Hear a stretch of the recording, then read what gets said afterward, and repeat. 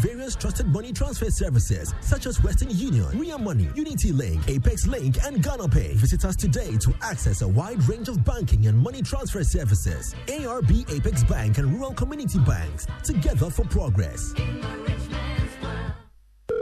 Hello? Yeah, Kofi. Charlie, we spoke about going to Imperial for our motor insurance today. Shit, are you the one to remind me? I am at Imperial already. What? I told you about their motor insurance promo, right? Yeah. This time it is reloaded, my brother. Wow. Imperial General is saying, come insure with them from now till the end of April and get yourself handsome rewards. 4 coupons, special souvenirs, gift vouchers, and many, many more. And here's the catch. During this reward period, your motor insurance policy will give you an automatic 1-year life insurance cover, my brother. And now you can also get brand new tires and other car accessories as well. It is really reloaded. Everybody qualifies. Just insure your car and you are done. Hey, Charlie, I can even do it online and still get my reward. Oh yes, don't slow. Talk to your broker, agent, or call us on 0577 667 436 for further details. You can also follow us on all our socials. T&C Supply, Imperial General Assurance, solid protection. Good morning. Bafudingles. Hey. Good morning. You certainly don't have this problem. I mean, overweight, no. We can't tell by looking anyway. But it would be, not a very smart guess to consider you overweight. And I'm not. I'm not. You seem well within tolerance. Yeah, but it is shocking to see just how many more women in Ghana are overweight than men. And it's a real problem. Look, I don't think anyone has explained it carefully. Okay. But just having a little bit more weight than you're supposed to creates all kinds of health problems. And you see, the connection between that extra weight and the health problem is sometimes not really clear to see, right? So what is it? Why is it that if I have extra fat, I can get diabetes? Well, let me explain. It's quite simple. You see, your body produces a certain enzyme called insulin. The job of this enzyme is just to help you digest, metabolize, process the carbohydrates and fats in the food you eat. Okay? Your body needs it for energy, right? So this enzyme called insulin kind of unlocks your cells so that it can absorb all the glucose from the carbohydrates and fats that you eat and put it into your cells so that your cells use it as energy. You need energy for everything, walking, running, blinking, everything, right? Yeah. So that's where it comes from. And if your pancreas, which is the organ that produces insulin, if it's not working properly, or it's not producing the insulin properly, or the insulin is not having the right effect on your body, then you are unable to absorb that glucose from your blood. Okay, which means that the glucose remains in your blood, giving you high blood sugar. And if that continues over a long period of time, you become diabetic.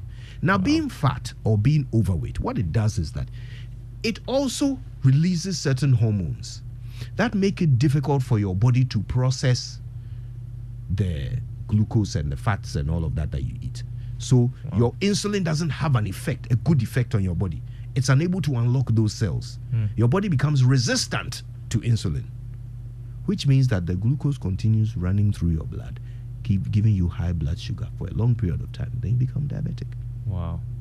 That's what just a little bit of excess fat can do. And that's just an aspect of it. That's right? one disease, diabetes.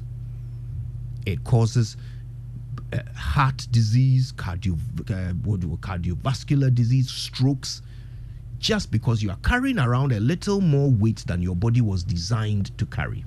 And these fats, they gather around certain organs, your liver and so forth, and create illnesses that cost a fortune to treat. Most of the time you can't cure, and inevitably could lead to your death. Just being a little bit heavier than you should can kill you. And 50% of women between 20 and 49 are overweight or obese. You don't say. Half of them. Wow. It's a problem. It's a real problem. And today we have to figure out why. Because some people are suggesting that a bit of it is societal. It's actually... People like that, Yeah. People like body. Yeah, body. Excess fat, even if it's in the right place, right being in quotes, is problematic. So today we're getting into it. Yeah. Good topic. Indeed. All right. The 6 a.m. news was brought to us by Total Energies. Total, we go the extra mile for you. Absa Bank Ghana Limited, helping you find a way to get things done. And Millennium Insurance, your trustworthy partner. Time now for the Joy Business Report.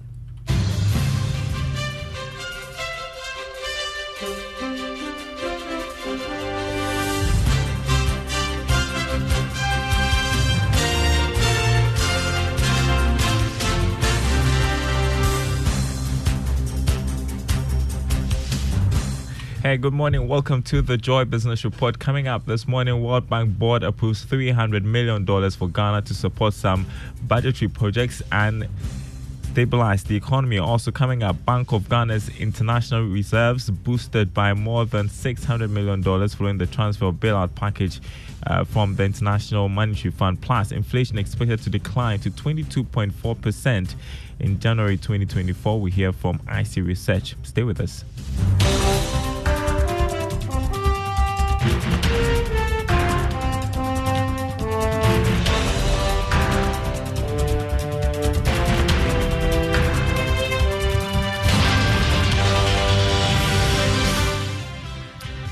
Great to be with you this morning. My name is Daryl Kwao. Hello to our friends listening from Koforidua on KTU Radio. The World Bank Board has approved $300 million to help support some budgetary projects and stabilize the economy. The support, which comes under the Development Policy Operation, is expected to help Ghana's economic recovery and finance some projects identified in the budget. Here's George Jaffe. The World Bank Board says this is the first of several support that will be advanced to Ghana to aid in the recovery of the economy. This $300 million should also go a long way to help restore fiscal sustainability, improve energy sector financing in the country. The World Bank, by this support, is also looking at how domestic revenue can be improved, as well as controlling expenditure. The bank also has the view that it should help in restoring fiscal and debt sustainability that would help in curbing inflation in the country. The disbursement follows Ghana's passing of the first review under the IMF program last Friday by the executive board of the fund. The development should mean that almost $1 billion should hit government of Ghana's accounts at the Bank of Ghana before the end of this month. That is more than $600 million from the IMF, and then this $300 million from the World Bank Group. Joy Business also understands that other donor partners are expected to meet in the coming weeks and approve some additional financing for Ghana to help stabilize the economy. George Jaffe with that report. The Bank of Ghana's international reserves have witnessed some significant increase after more than $600 million was credited to its account yesterday following a transfer from the International Monetary Fund as part of the $3 billion extended credit facility program. The executive board of the IMF last Friday approved the disbursement after successfully passing Ghana's first review under the fund program. Now, the development might go a long way to put the Bank of Ghana in a strong position to support the local currency. Now, inflation is expected to decline to 22.4% in January this year from 23.4% in December last year. Thus, according to IC Research, it says improved foreign exchange overturn in late December 2023 into early January 2024 would sustain the lid on price pressures. Additionally, domestic energy prices remain stable with downward bias during January 2024 consumer price index window relative to the same period in 2023. It also anticipates the lagged impact of the lower electricity tariff implemented last month to sustain the disinflation in January 2024. Economics lecturer at the University of Ghana, Dr. Eduowusu Sarkodie, has expressed concern about government's inability to harness the high revenue potentials of the telecom and natural resources sectors to improve revenue generation. He believes the number of tax measures introduced are not enough to achieve the 20% revenue target in relation to the size of the economy by 2028. He says there's a need to be more innovative in ensuring potential revenue areas for the economy. Now, Dr. Sarkodie told Joy Business government must be proactive in revenue collection. A number of tax measures have already been introduced, but there are still areas. There are still areas that are growing and that have high revenue generating potential. For example, the telecommunication industry is booming. natural resources. You know, as for me, anytime you interview me, I'll mention the natural resources. If you ask me now where we are going to get the money to drastically transform this economy, I don't see money coming from anywhere else apart from the natural resource. Just take the list. Saudi Arabia, Qatar, come to Africa, go to Botswana and Equatorial Guinea. All these resource-rich countries have leveraged their natural resources to mobilize resources to transform the economy. And so, yes, we must turn our attention to the natural resource to mobilize enough resource revenue to transform this economy. Economics lecturer at the University of Ghana, Dr. Edu Susako. Now, banking consultant Dr. Richmond Etuaine has urged commercial banks to take proactive steps to enhance their credit risk assessment in order to minimize the elevated loan quality risks. Fitch Ratings has predicted that external debt restructuring will have little impact on Ghana's banking sector, but warns of elevated loan quality risk. Reacting to the matter, Dr. Etuaine said the various commercial banks have a greater role to play in minimizing risk on their loan quality. The various banks should enhance their credit risk assessment. When you're going to lend to, say, a contractor, what type of contract is he doing? Is he a GOG? If it's a GOG, Ghana government, you will be sure that you're not going to be paid on time. You only have to do donor support or the World Bank project, because if it's only that one, you get paid. If you go and do a GOG, if you lend money to go and do Ghana government roads, you're not going to get paid. And that will stand on your books and it will affect your non-performance. So the banks too should enhance their credit risk management to enable them to be able to be very selective in money too. Other than that, we will continue to experience this over a long time. You heard banking consultant Dr. Richmond Etuaine. The Africa Center for Energy Policy, ASEP, has reiterated the need to improve efficiency in the collection of bills rather than introduce value-added tax on electricity consumption. ASEP argues that blocking current financial leakages in the system would greatly impact the financial position of the Electricity Company of Ghana. The executive director, Ben Boakye, said burdening the consumer now with taxes is ill-timed.